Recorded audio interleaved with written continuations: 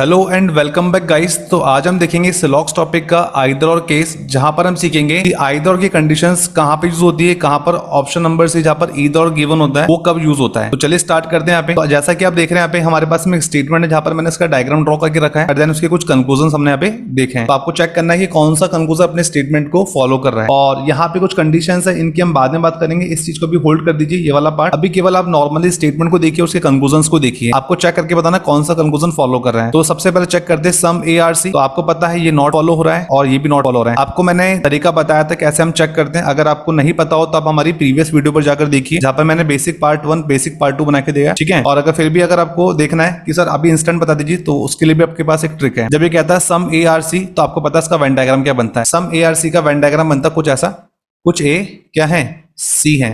तो कुछ A C है, ऐसा किसने बोला, कंक्लूजन ने बोला है। तो this is the sum ARC। अब आपको चेक करना होता है, कंपेयर करना होता है, क्या ऐसी कोई बात हमारे स्टेटमेंट ने बोली है या ऐसी कोई इमेज हमारे स्टेटमेंट में कहीं गिवन है। तो आप देखेंगे A का कुछ पार्ट C में जा रहा है, जबकि यहाँ पर देखने को मिल रहा है A का कोई पार्ट C के अंदर नहीं जा रहा है या C का कोई पार्ट A में नहीं आ रहा है। ऐसा कोई भी कॉमन पार्ट नहीं जो A और C में कंबाइन देखने को मिलता हो। तो जब ऐसी कोई बात नहीं बोली गई है तो ये भी कंक्लूजन हमारा फॉलो नहीं करेगा। उसके बाद कहता है नो ARC, कोई भी A क्या नहीं है, C नहीं है। कोई भी A C नहीं, तो उसका हमने वेन डायग्राम बनाया तो डायग्राम बनता कुछ ही है, यानी कि A और C में क्रॉस होना चाहिए। या हमारे स्टेटमेंट कहीं भी A और C के बीच में क्रॉस देखने को मिल रहा है, आपको नहीं मिल रहा, यानी कि ये वाली बात क्या है, C and D है। ये बात सही नहीं है, तो यानी कि ये कंक्लूजन भी फॉलो नहीं करेगा। तो इतनी बात आपको समझ में आई कि पहले तो ये बताओ यस और नो। देखो, अगर आप आइदर और नहीं पता कर सकते, आपने पहचान नहीं करी अभी तक, तो इसका मतलब आप ऑप्शन नंबर डी टिक करने वाले, जहां पर neither first not second given होता है। अगर आपने नीदर फर्स्ट नॉट सेकंड टिक किया तो एग्जामिनर वहां पर आपको नंबर नहीं देगा। अगर आपने डी टिक कर दिया तो नेगेटिव मार्किंग होने के पूरे चांसेस हैं। तो चलो अब यूज करेंगे हम आइदर की कुछ सर्टेन कंडीशंस। वो कंडीशंस क्या है, तो फिलहाल के लिए हमने क्या समझा यहाँ पे कि यहाँ पर दोनों ही कंक्लूजन फॉलो नहीं हो रहे हैं। अब आइदर की पहली कंडीशन कहती है कि both element are same in conclusions.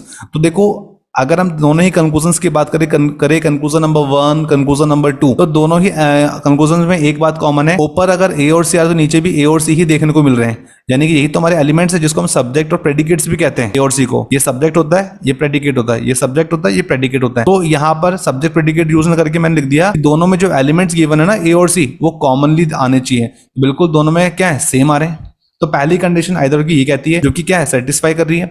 Number 2 condition कहती है both conclusions are not follow. तो यस, बिल्कुल पहला कंक्लूजन भी फॉलो नहीं कर रहा अपने स्टेटमेंट को, दूसरा कंक्लूजन भी अपने स्टेटमेंट को फॉलो नहीं कर रहा है। तो कंडीशन नंबर 2 भी क्या है, सेटिस्फाई है।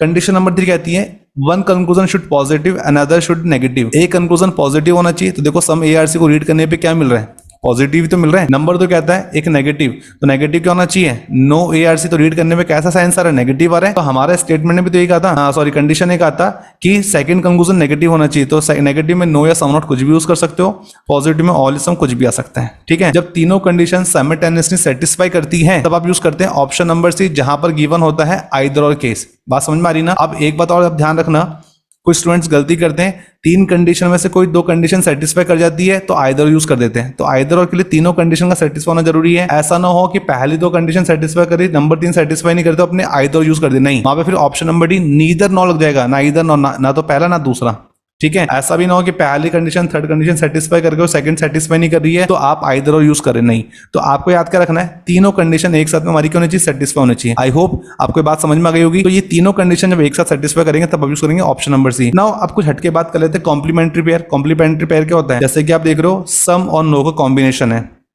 तो ये एक क्या है, कॉम्प्लीमेंट्री पेयर है। हो सकता है सम की जगह पर आपको ऑल देखने को मिल जाए, नो की जगह आपको सम नॉट देखने को मिल जाए। एक पॉजिटिव नेगेटिव तो चाहिए, तो यहाँ पर ऑल ARC आ जाए या सम ARC, कोई फर्क नहीं पड़ेगा।